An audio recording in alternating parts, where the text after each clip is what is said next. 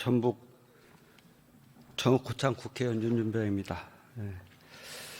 우리 총리님, 부총리님 오랜만에 이렇게 뵌 것 같아요. 네, 반갑습니다. 조금 전에 안도골 의원께서 윤석열 정부 경제정책에 대한 평가를 했습니다. 재정 파탄 문제나 민생 붕괴 이런 지적들이 있었는데 참고하셔서 잘 하시겠다는 이런 말씀을 하셨어요.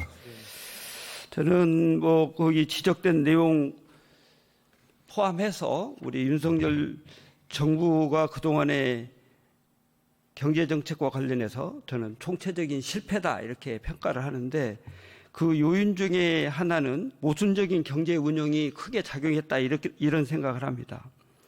수출 확대를 외치면서 정작 수출 대상국인 중국과 등을 지고, 또 재정 건전성을 외치면서 부자 감세는 하고, 일자리를 늘린다면서 적게 확장적 재정 정책이 아닌 긴축 정책을 고수하는 이런 내용들이 경제를 파탄시키고 재정을 파탄시키고 민생을 붕괴시켰다 이런 생각을 합니다. 그런 내용들 참고해 주셨으면 좋겠다 이런 말씀을 드리고요. 추경 예산안 제안 설명하시면서 집행 소식을 학수고대하고 계시다 하는 말을 들었다 이런 말씀을 하셨어요. 혹시 이런 말씀을 안 들으셨습니까? 추경안 제출을 학수고대하고 있다, 국민들이. 그런 얘기는 못 들었습니까? 네, 들었습니다. 그런데 왜 이렇게 추경안 제출을 늦게 하십니까? 결과적으로 기다리시는 국민들이 많으신데 책임감을 느낍니다만, 저도 그간의 사정은 의원님도 아시다시피 국정협의회를 통해서 저희도 최대한 협의를 하려고 노력을 한 부분도 있습니다. 저는 제가 지난해 예산 확정된 이후에 추경이 필요하다 이런 판단을 해서 기재부 또 우리 해당 농해수위 부처인 농식품부, 해수부 등 부처에 추경과 관련된 준비를 하고 있는지를 계속 점검을 했는데 실제 작동이 안 되고 있었어요. 그러니까 내부적으로는 준비도 안 하면서 대외적으로 추경을 하는 것처럼 이렇게 부총리가 발언하고 다니는 모습은 적절치 않았다 이런 생각을. 그거 의원님 말씀 끊어서 죄송합니다만 그거는 잘못된 생각이십니다. 제가 1월 1일부터 준비를 했냐고 물어보시면은 1월 1일부터 준비한 건 아닙니다만, 그건 어차피 재정은 저희가 집행을 하면서 한 2, 3월부터는 저희가 검토를 하기 시작했었습니다. 네네. 2, 3월부터 검토를 했는데 왜 부처는 전혀 그런 움직임이 감지가 안 되나요? 일단 검토한 건 사실이기 때문에. 그 내용들이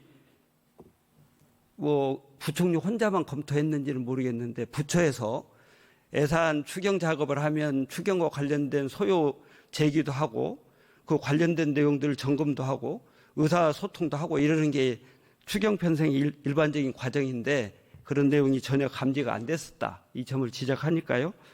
겸허하게 받아주시기 바라고, 이번 영남권 대형 산불과 관련해서 여러 가지 원인 지목을 하고 있습니다. 저는 이번 내용들과 관련해서 제가 느낀 내용은 적기에 제대로 대비해야 되는 사업들을 제대로 하지 않고 있다가 꼭 사고가 발생하고 나면 뒤늦게 바짝 챙기는 듯 우왕좌왕하는 모습, 대표적인 냄비행정이다 이렇게 저는 생각합니다. 영남권 대형 산불 발생 이전에 윤석열 정부 들어와서 2022년도에 2023, 2027 전국 산불 방지 장기 대책 보고서, 2023년 발간된 봄철 전국 동시다발 산불 백서, 여기 발행돼서 2022년도 발생된 영동 산불과 관련된 내용을 우리가 재발하지 않도록 하기 위한 일련의 대책들을 마련해 놨었는데 집행된 게 하나도 없어요. 무려 3년 동안. 그래 놓고 이제 와서 이러저런 얘기를 합니다. 저는 적절치 못한 대표적인 냄비 행정을 지금도 하고 있다 이렇게 생각을 합니다. 그래서 이 예산 반영이 안 된 이유가 뭐냐 이렇게 산림청에 확인해 보니까 기재부가 예산 협의할 때 예산 반영을 안 해준다는 거예요. 그러면 예산 부서에서 적게 예산 반영 안 해주고 뒤늦게 와서 피해 대책이 어떻고 이렇게 키워놓고 국민들이 무려 30여 분이 저 세상으로 가시도록 만들어 놓고 이제 와서 땜빵 행정을 하면 뭘 하겠습니까? 저는 이런 내용에 대해서 예산 당국으로서 진짜 반성을 많이 해야 된다 이렇게 생각합니다. 동의하십니까? 뭐 지적하시는 부분에 대해서는 저희가 돌아보겠습니다만 또 예산 당국 입장에서는 재정의 건전력이 지속 가능성을 하기 때문에 그 해당 부처랑은 의견이 좀 다를 수 있습니다. 그래서 물론 다를 수 있지만 재난에 관련돼서 꼭 사고가 발생하면 우선순위에 놓고 사고 발생 이전에 미리 예견되는 상황에서 우선순위에 놓고 예산 대비하면 사고 발생을 미연에 방지할 수 있는데 그걸 일용 예산 당국의 일방적인 우선순위에 따라서 이런 현상을 만들어 놨다는 점에 대해서는 반성을 해야죠. 네, 그래서 이번 추경까지 의원님 말씀하신 산불백서 주요 내용은 거의 좀 반영된 걸로 알고 있습니다. 아직도 한번 점검을 다시 해주시기 바랍니다. 그다음에 우리 이번 추경 내용의 목적 중에 하나가 민생이죠. 민생 안정. 네. 민생 안정이죠. 왜 대답을 안 하십니까? 네. 대답했는데요. 네, 그래요? 민생 안정이라고 했는데 그 민생이라는 개념 속에는 농어민이 포함됩니까? 안 됩니까? 뭐 모든 국민이 다 포함됩니다. 농어민도 민생이죠. 약자니까. 네네. 네, 그렇죠. 네. 그런데 이번 편성된 예산 보면 농식품부 소관 추경 예산 2개 1,150억. 실제 농민과 관련된 직접적인 관련되는 내용이 없어요. 해수부 소관 추경 262억인데 이 중에 200억도 일반 소비자를 위한 것이고 고작 어민이라고 그러면 어선원, 구명조끼 보급 62억 원 이렇게 편성돼 있어요. 우리 기재부 장관께서 농어민을 위한 예산이라고 판단했던 내용이 혹시 있나요? 지금 뭐 이 부분에 대해서는 농어민에 포함된 건 저희가 추경에 한 1.5조 정도로 지금 추경 포함해서 모두 1.5조 정도로 저희는 생각을 하고 있는데 예결위 논의 과정에서 지금 의원님 말씀하신 것 중에 저희가 놓친 것들이 있으면은 검토를 하겠습니다. 1.5조 원을 반영했다고요? 농어민을 위해서? 아, 추경 5조. 아, 잘 봤습니다. 농어민에는 뭐라고 해야 돼? 이 정도 해야 되나? 한 5천억 정도. 네, 죄송합니다. 5천억 정도로 좀 저희는 파악을 하고 있습니다. 그 5천억과 관련된 자료는 좀 주시고요. 네네. 제가 볼 때는 지금 합해도 농어민과 관련된 예산, 우리 농식품부, 해수부, 물론 산림청 예산이 좀 있습니다만, 해수부 예산은 기껏 해봐야 한 1,500억도 안 됩니다. 그 점 유념하셔서 네네. 애결이 심의 과정에서 이번에 농식품부와 관련된 또는 해수부와 관련된 증액 예산을 전향적으로 좀 검토해 주시기를 바랍니다. 네, 그렇게 하겠습니다. 우리 기재부가 통상 재정 소요와 관련된 입법안에 대해서는 의견을 제출하시죠. 네. 농업민생 4법과 관련해서 거부권 행사할 때 거부권 행사 사유 중에 하나가 재정 부담이 있어서 거부권 행사했다 이렇게 얘기를 했습니다. 기재부 입장에서 실제 농업민생 4법, 소위 양곡관리법, 농수산물 유통 및 가격 안정에 관한 법률, 농업재해대책법, 또 농업재해보험법 이 관련된 내용 거부권 행사할 때 반대했던 구체적인 입법 내용은 무엇이었어요? 어떤 내용이 재정 부담이 된다고 이렇게 판단하셨습니까? 뭐 기본적으로 이번 그 농업 이 사법 관련된 제의 요구할 때 기재부가 뭐 공식적으로 반대 의견을 제출하거나 하지는 않았습니다. 그렇지만 그 기본적으로 그 우리 농식품부에서 의견을 제시한 거를 제가 존중을 한 것이고요. 뭐 일단은 대표적인 것이 뭐 양곡관리법과 관련된 부분들에 대해서는 그 이게 재정 소요가 막대한 재정 부담이 예상된다는 거는 뭐 일반적인 지적이라고 저는 생각하고 있습니다. 그러니까 행정을 일반적인 지적으로 판단하고 하니까 늘 현실과 괴리되는 판단을 해온 겁니다. 양곡관리법에 들어있는 재정 부담 내용은 실제 정부가 자율적으로 판단해서 예산에 반영해서 지원하라 이렇게 돼 있는데 그 이전 입법 내용을 가지고 무작정 거부권 행사를 해요. 그러면서 그게 재정의 부담이 중대한 부담을 초래한다 이런 얘기를 합니다.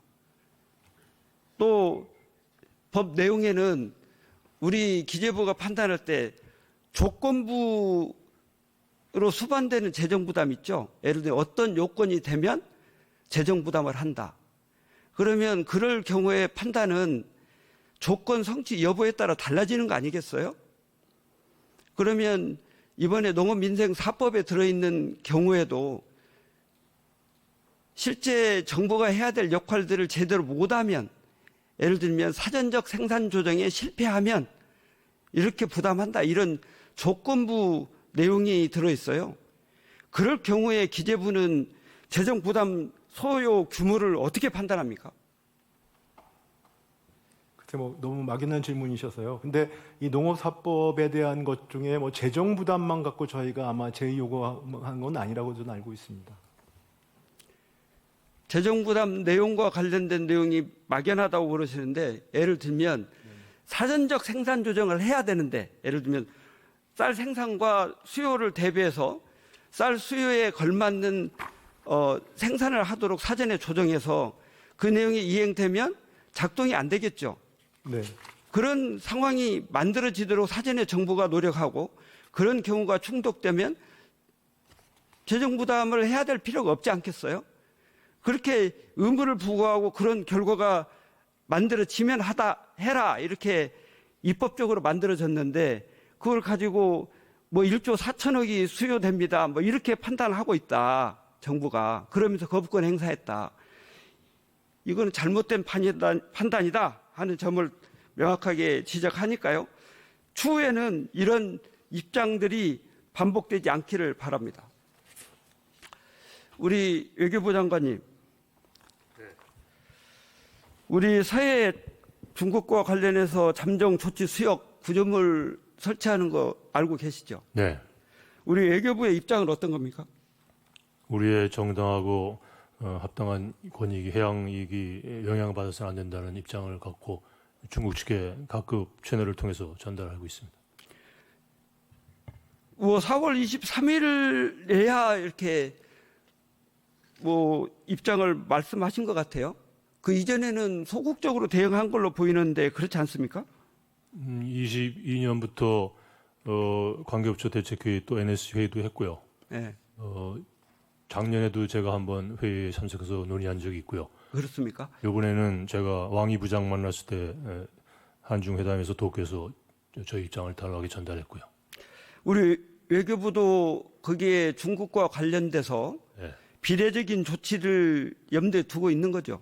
그 가능성을 염두에 두고 실효적인 대안을 검토한다는 것이 저희 정부의 입장입니다. 지금은 중국은 실제 실행을 하고 있잖아요. 어떤 말씀을? 지금 잠정 조치 수역에 네.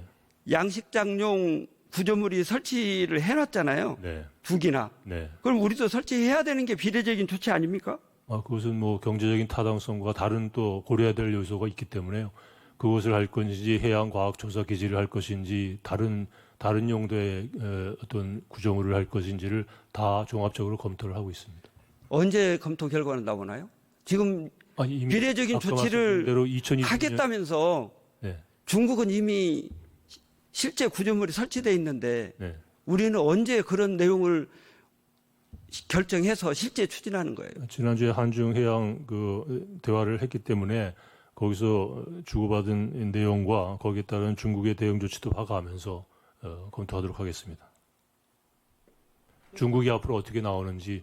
국민들이 염려하지 않도록 네. 적극적인 조치를 신속하게 좀 해주시죠. 저희들은 그렇게 판단하고서 검토하고 있습니다.